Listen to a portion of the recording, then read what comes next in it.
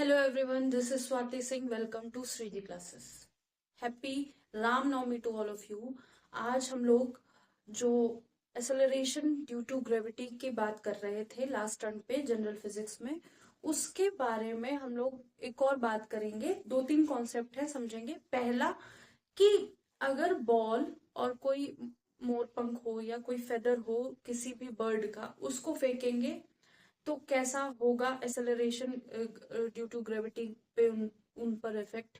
या फिर कह सकते हैं कि अगर हम एक बॉल और एक फेदर को ड्रॉप करें कहीं से भी, छत से, पहाड़ से, कमरे की छत से, या कुछ हाइट से 10 मीटर 2 मीटर ऊपर हाइट से फेंके, तो वो कैसा हमको नजर आएगा। ठीक है, एटमॉस्फेयर में होगा तब, एयर में होगा तब, या फिर वैक्यूम में होगा तब। तो एक्सेलरेशन ड्यू टू ग्रेविटी किस किस तरह से इफेक्ट करती है इन दोनों कंडीशन। ठीक है, और सेकंड कॉन्सेप्ट ये होगा कि हम जब अर्थ के अंदर जाते हैं या अर्थ के ऊपर जाते हैं, ठीक है, तो दो फॉर्मूलाज यूज होते हैं। फॉर्मूला का डेरिवेशन नहीं करना है, बेशक नहीं करना है, और फॉर्मूला का केवल हमें देखना है कि कैसे कैसे इस्तेमाल किया गया। ठीक है, तो स्टार्ट करते हैं। पहला कॉन्सेप्ट है हमारा इन एटमॉस्फेयर। ये हमारा एटमॉस्फेयर है, दो कंडीशन बनेगी। ठीक है, कॉन्सेप्ट है एक तरह से। और सेकंड है इन वैक्यूम। वैक्यूम मतलब जहां पे हवा, पानी, धुआं कुछ भी नहीं। ठीक है, वैक्यूम मतलब उसके अंदर कुछ भी नहीं, कोई भी चीज नहीं। स्पेस क्या है, वैक्यूम है, वैसा कुछ। ठीक है, तो if a ball and a feather is dropped from some height। ठीक है, अगर एक बॉल को, ठीक है, एक बॉल को या फिर एक फेदर को, ठीक है, एक बॉल को या एक फेदर को, जो क्या है, पंख है, उसको हम क्या करेंगे, फेंकेंगे कुछ हाइट से।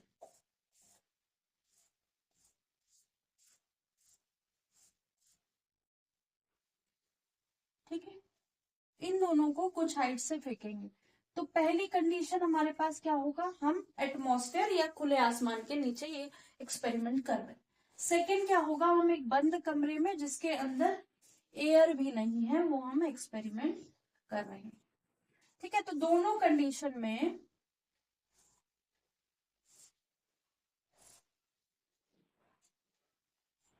हम जो सिनेरियो पेश कर रहे हैं वो सारी चीजें एक है, बस अर्थ एयर की एब्सेंस है। ठीक है, यहाँ पे भी हमने बॉल ली है, सेम बॉल है, कुछ चेंज नहीं है, और सेम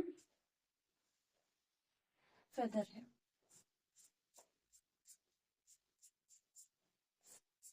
और सेम हाइट है, सब कुछ है। ठीक है, अब यहां से हमने यहाँ गिराने की कोशिश करी, जैसे ये यहां से ये 1 मीटर डिस्टेंस है, और यहां से 1 मीटर की जगह 10 मीटर, 10 मीटर। ठीक है, ये भी 10 मीटर डिस्टेंस है, यहां से यहाँ ये 10 मीटर है, और यहां से यहाँ 10 मीटर। ठीक है, दोनों सेम हाइट पे रखे हैं हम लोगों ने, और दोनों को ड्रॉप किया। जब ड्रॉप किया तो यहाँ क्या कॉन्सेप्ट बनेगा, या यहाँ क्या कहा जाएगा, और यहाँ क्या होगा। ठीक है, ये सारा चीजें किसके बिहाफ पे हो रही है, acceleration due to gravity. If a ball and a feather is dropped from some height, तो जब एयर की बात करेंगे, तो ये क्या है, बॉल क्या है, बिल्कुल एक कह सकते हैं अपने शॉर्टेस्ट वॉल्यूम में है या फिर अपने कम से कम वॉल्यूम में आ गई है। फेदर जो है वो उसका सरफेस एरिया भी होगा, ठीक है। तो यहाँ पे एयर रेजिस्टेंस होगा, एयर रेजिस्टेंस। एयर एक तरह से रोक रही होगी किसको, फेदर को। एयर देखने को, एयर रेजिस्टेंस देखने को मिलेगा।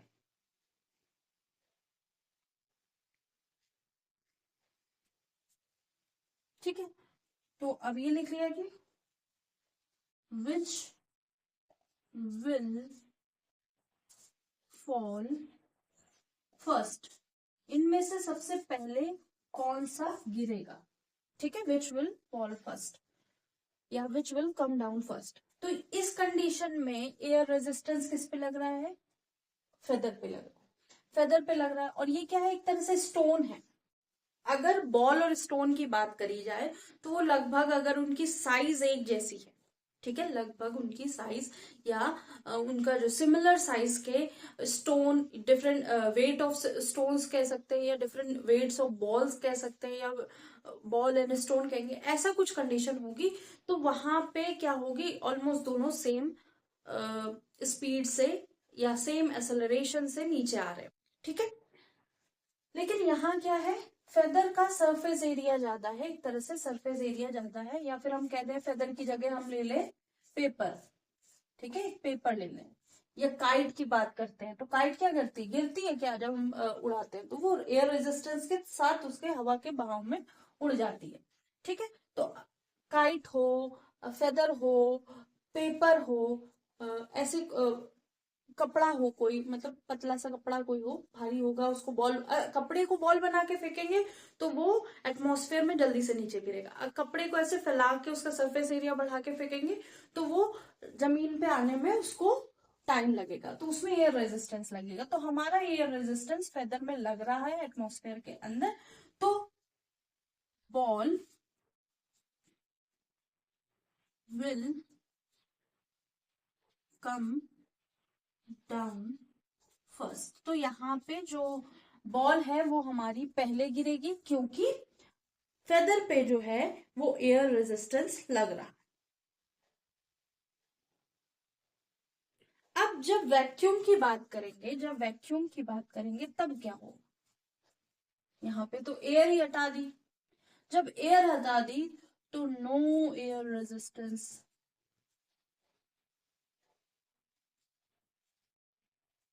जब बात ही हट गई तो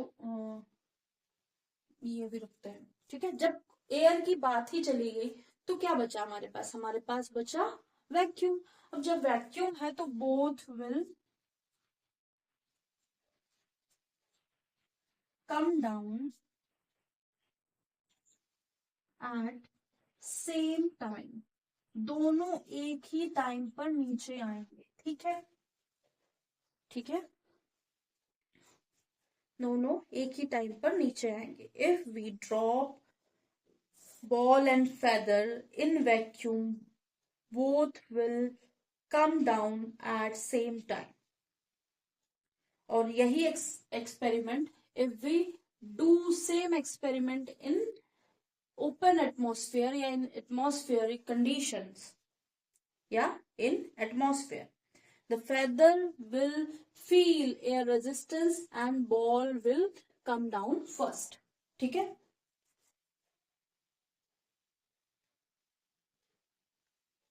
जिसकी वजह से feather will come down late then ball, या ball falls late, feather falls late then ball, कुछ भी लिख सकते हैं। बाकी कॉन्सेप्ट ये है कि अगर एटमॉस्फेरिक कंडीशन में हम एक बॉल और एक फेदर को रखते हैं एक सेम हाइट पर और उनको ड्रॉप कर देते हैं तो बॉल या स्टोन जैसी चीजें पहले गिरेंगी रिस्पेक्ट टू वो चीजें जिनमें कुछ ना कुछ सरफेस एरिया होगा, सरफेस एरिया होगा या सरफेस होगी उनकी कुछ, सरफेस तो इसकी है ना, सरफेस एरिया मतलब वो थोड़ा सा फैले हुए होंगे तो उनमें एयर रेजिस्टेंस महसूस होगा, ठीक है। अगर वैक्यूम में होता है तो दोनों, चाहे जितना भी सरफेस एरिया हो, चाहे जितना भी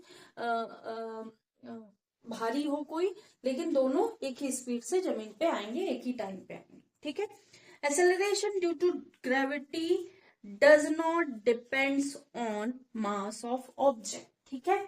इसीलिए हमें यहाँ और वहां से यही पता चला कि यहाँ पे भी तो वही वेट है दोनों लोगों का, बॉल का और फेदर का। हो सकता है ये 10 ग्राम का हो और ये 100 ग्राम की हो, ठीक है।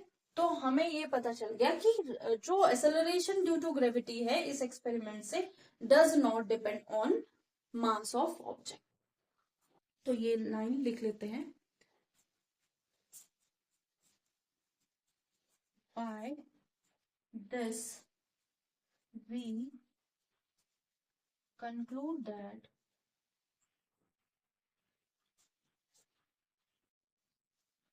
acceleration due to gravity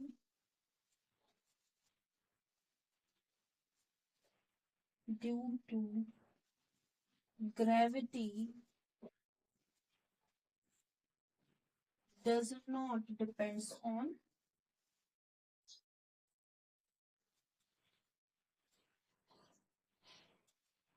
mass of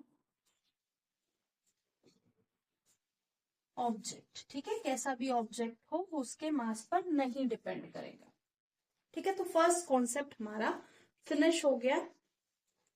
इसमें बहुत सारे एग्जांपल हो सकते हैं, बॉल, फेदर, पेपर या काइट पेपर एंड स्टोन, या स्टोन एंड फेदर, या फिर काइट पेपर एंड बॉल, ऐसे बहुत सारे एग्जांपल कुछ भी लिया जा सकता है, ठीक है। तो ध्यान रखना, ठीक है। थोड़ा बहुत, अब ये नहीं कि कोई मेटल की सरफेस ले ली गई, मेटल की भारी सी सरफेस ले ली गई और साथ में वॉल ले ली गई, तो वहां पे क्या हो सकता है, वहां पे दोनों एक साथ आएंगे एटमॉस्फेरिक कंडीशन में, ठीक है। ये बहुत अच्छा एग्जाम्पल है क्योंकि इनके बीच में मास का डिफरेंस हमें साफ समझ में आ रहा है, सोचने में भी समझने में भी। तो सो ये नोट कर लिया होगा।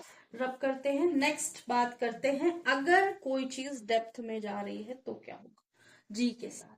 यहाँ पे तो जी मास पे नहीं डिपेंड कर रही है, ठीक है। होप सो नोट कर लिया होगा। रब करते हैं।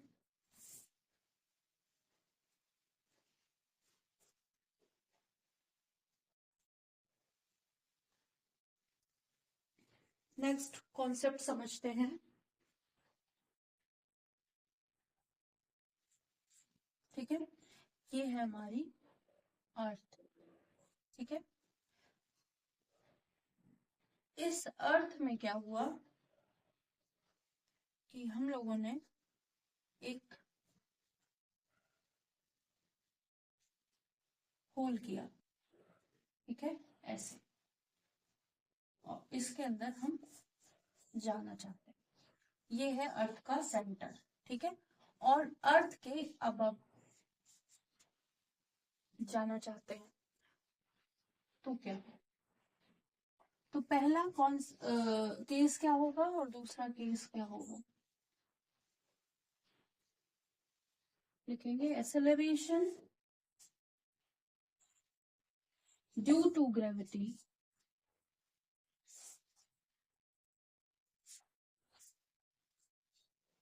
इन साइड द अर्थ सरफेस, ठीक है। एक्सेलरेशन ड्यू टू ग्रेविटी क्या होगी, इनसाइड द अर्थ सरफेस, ठीक है। और acceleration due to gravity above the earth surface। तो यहाँ पे हम क्या लिखेंगे, G dash is equal to, G dash क्या होगी, acceleration due to gravity inside the surface, ठीक है। या फिर चेंज इन, या फिर जी डैश लिख सकते हैं, या जी डेप्थ लिख सकते हैं, जी डेप्थ, ठीक है। ये लिख सकते हैं, कुछ भी लिख सकते हैं। G dash is equal to क्या हो जाएगा, जी जो हमारा acceleration due to gravity 9.8 metre पर सेकेंड स्क्वायर है, वो -1/d/h, एच नहीं आर हो, ठीक है। अब यहाँ पे डी क्या है? डेप्थ और height inside the earth. D क्या है? ये जो हम अंदर जितना गए हैं यही हमारी डेप्थ है, और ये क्या है? रेडियस ऑफ द अर्थ।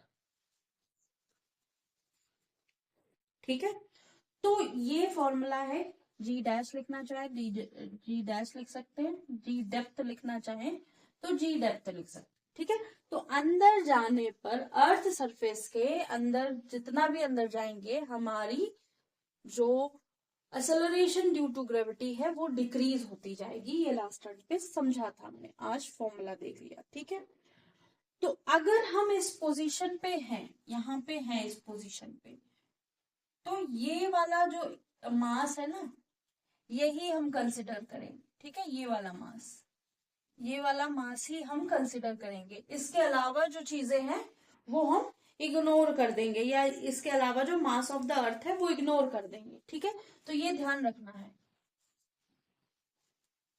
अगर हम अर्थ के कुछ हाइट अंदर हैं तो उस हाइट के ऊपर या आसपास, उस हाइट, जैसे इस हाइट पे हैं, इस हाइट के अंदर ही अंदर इस हाइट की रेडियस मान के एक सर्कल बना लो, और इसके बाहर का जो मास होगा, उस सर्कल के बाहर का जो मास होगा वो हम इग्नोर कर देंगे, और जो बचा हुआ अंदर का मास होगा उसी को कंसिडर करेंगे। ठीक है, तो अगर यहाँ पे R is equal to D हो गया, मतलब हम अर्थ के सेंटर पे पहुंच गए, तो क्या हुआ? G dash is equal to 0 हो जाएगा। तो acceleration due to gravity at centre of the earth will equal to 0, या विल बी 0। ठीक है, अगर मास की बात आ जाए तो यहाँ पे हम मास भी कंसिडर करेंगे। ठीक है,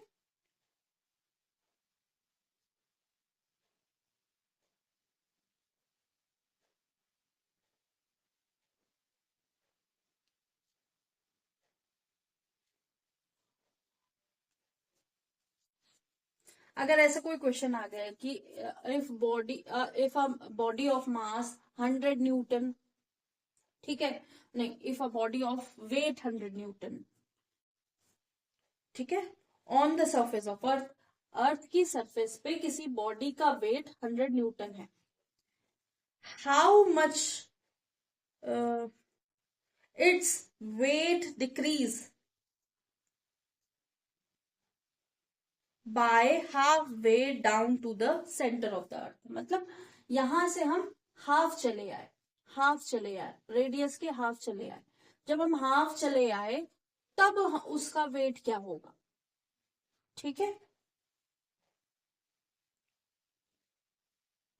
ठीक है, तो अगर ऐसा कुछ होता है तो जी हमें दिया है, तो ये वाला जी की जगह हम क्या करेंगे? एम जी लिखेंगे। M g dash is equal to g is equal to, ये वाला फॉर्मूला यूज करेंगे। ठीक है, ये वाला फॉर्मूला करके हमें जी डैश मिल जाएगा, तो m g dash is equal to 200 लिखेंगे। ठीक है, अब 200 तो मास है उसका। अब यहाँ पे इसको इक्वल टू क्या कर देंगे? M g dash is equal to, उसको क्वेश्चन कराएंगे। ठीक है, ये रहने दीजिए, अभी अभी ये समझ लीजिए कि डिक्रीज हुआ। सेकेंड केस पे आते हैं कि अगर हाइट, अगर हम अर्थ सरफेस के ऊपर जाते हैं एच हाइट तक, तो जी डैश क्या हो जाएगा? अगर अर्थ सरफेस से हम ऊपर बढ़ना शुरू करेंगे तो G dash is equal to ji 1 minus 2h/r। तो एक तरह से ये मतलब है कि हम अर्थ सरफेस से अंदर जाना शुरू करेंगे तो डिक्रीज होगा जी डैश। ठीक है, या जी हाइट लिख सकते हैं इसको, जी डैश डिक्रीज होगा, जी डेप्थ जो है डिक्रीज होगा, लेकिन उतनी तेजी से नहीं होगा जितनी तेजी से हम ऊपर जाने पर डिक्रीज होता हुआ देख रहे होंगे। ठीक है, तो ये दो फॉर्मूले हैं जिसमें हम ये देख रहे हैं कि जी जो है हमारा डिक्रीज कर रहा है। अब एग्जांपल देखते हैं। पहले हम क्या कर रहे थे? इफ वेट जो है at surface, weight is equal to 200 newton या 100 Newton at surface.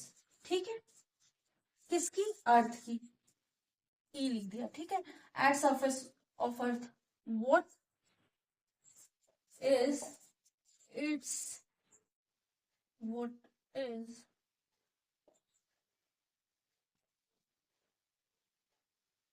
its weight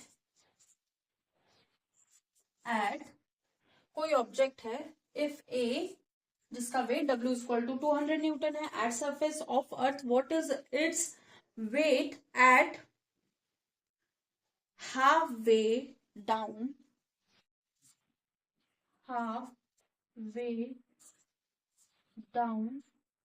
the centre of earth. अगर ऐसा कुछ दिया है तो हम क्या करेंगे, पहला तो हम निकाल लेंगे जी डैश क्या चेंज क्या आएगा, G dash is equal to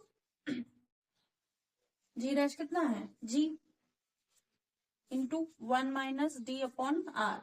अब यहाँ पे क्या है डी कहाँ है r/2, मतलब हम अर्थ के आधे सरफेस पे पहुंच गए, अर्थ के रेडियस के आधे पे पहुंच गए हैं।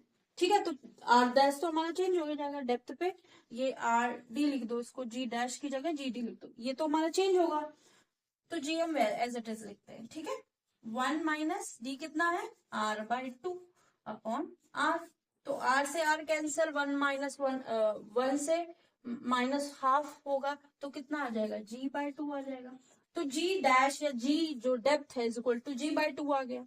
ठीक है, ये तो चेंज हो गया, देख लिया। अब हमें मास वेट पता करना। ठीक है, जब वेट पता करेंगे तो वेट कितना होगा, weight is equal to mg dash, m कितना है 200 न्यूटन, जी डैश कितना है 1/g/2 आया।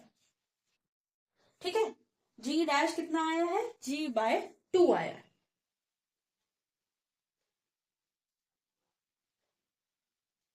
तो mg कितना था हमारा, ये अगर हम इसको ऐसे 200 ना लिखें, यहाँ m ही लिख दें, तो ये कितना हो जाएगा mg/2 हो जाएगा। mg कितना था हमारे पास 200 था, divided by 2 is equal to 100 newton. ये ऐसे क्वेश्चन आएंगे। ठीक है, कि हमारा हम डेप्थ में गए half way down centre of the अर्थ, हम सेंटर के जितनी देर में हम सेंटर पे पहुंचने थे उस सेंटर से हाफ वे हम चले, जब हाफ वे चले यहां तक चले तो हमारा जो वेट है वो कितना डिक्रीज होगा।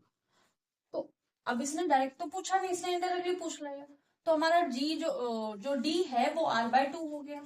अब जी r/2 हो गया तो डेफिनेटली जी डी चेंज होगा, जी डेप्थ चेंज होगा, जी डेप्थ जो चेंज हुआ वो हमने लिख लिया। ठीक है, जब जी डेप्थ चेंज हुआ तो हमने मास निकाल लिया। ठीक है, तो ये रहा हमारा सेकंड कॉन्सेप्ट, यहाँ पे खत्म हो गया। ऐसे ही हाइट के बारे में पूछेंगे कि कितनी भी हाइट पे जा रहे हैं हम लोग। ठीक है, उस हाइट पे क्या होगा, कभी कभी ये भी पूछ लेंगे कि हम इतनी हाइट नीचे गए और कुछ हाइट इतनी डेप्थ में गए और कुछ हाइट ऊपर गए, अब डेप्थ क्या होगी और हाइट क्या होगी। ठीक है, अगर हम ऐसा पूछ दिया गया कहीं कि हम d is equal to H के बराबर नीचे गए, या कह सकते हैं डी ये जो जी डेप्थ है इक्वल टू जी हाइट है हमारा, ये कब होगा।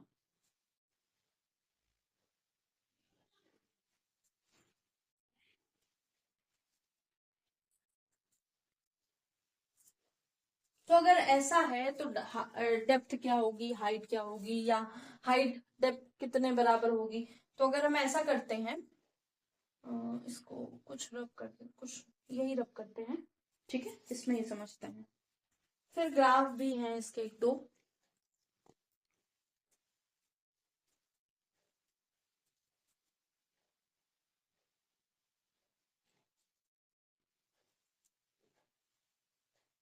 अगर कभी ऐसा गया बोला गया, सेकेंड एग्जांपल है कि G depth is equal to G height, तब क्या होगा, तब हमारी हाइट और डेप्थ में क्या अंतर होगा, या हाइट डेप्थ में क्या देखने को मिलेगा।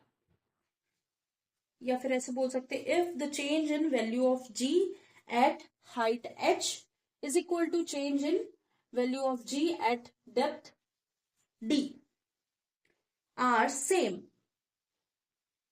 ठीक है, तो हम क्या कह सकते हैं, ऐसा दिया जा सकता है। तो डेप्थ पे क्या होगा, जी डैश, नहीं जी डैश तो यही है, g 1 minus D upon R is equal to ji 1 minus 2h by are.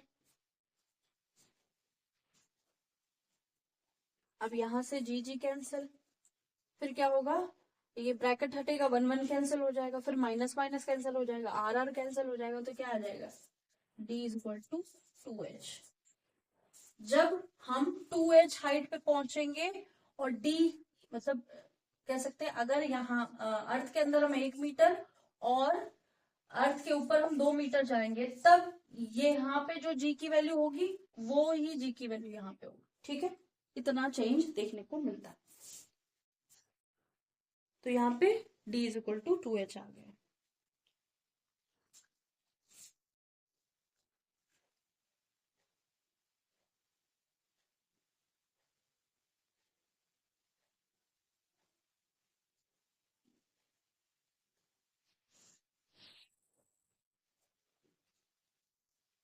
एक वर्ड सुना होगा, फ्री फॉल।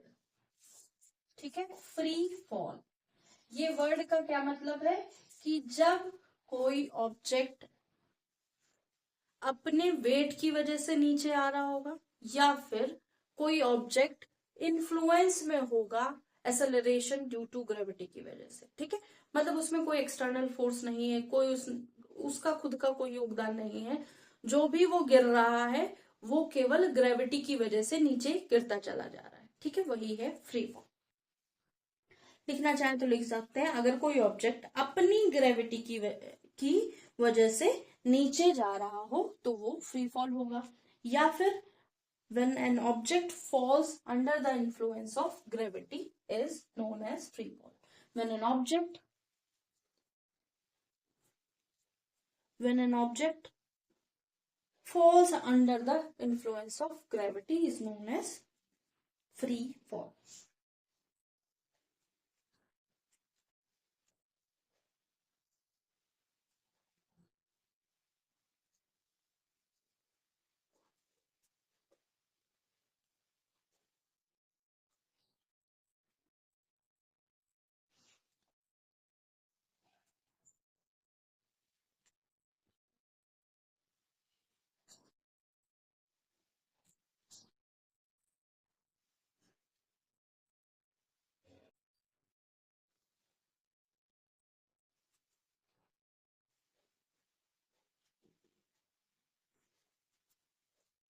होप सो आज की क्लास समझ में आई होगी। एक और कॉन्सेप्ट बचा है, स्केप वेलोसिटी और सैटेलाइट के बारे में। ठीक है, बाकी ग्रेविटेशनल कंप्लीट हो गया है। आज के लिए इतना ही। लाइक कीजिएगा, सब्सक्राइब कीजिएगा, शेयर कीजिएगा, बताइएगा क्लासेस कैसी लग रही हैं, और कमेंट करके ये भी बता सकते हैं आपको कुछ नया पढ़ना है तो। ठीक है, वंस अगेन हैप्पी रामनवमी आप सब लोगों के लिए। अच्छा हो ये रामनवमी भी। आज के लिए इतना ही, थैंक यू।